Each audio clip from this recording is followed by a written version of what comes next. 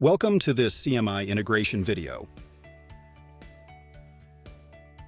We are here in the CMI web application and starting the creation of a new document.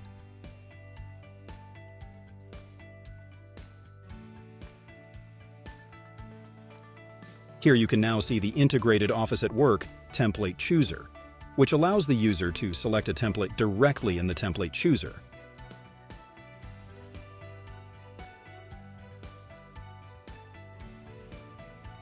Now, participants for this document can also be selected in the CMI.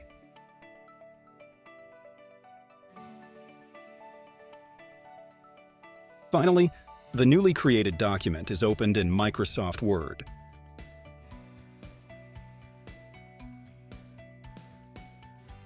In Word, the document opens along with the Office at Work wizard, which processes and displays the CMI data.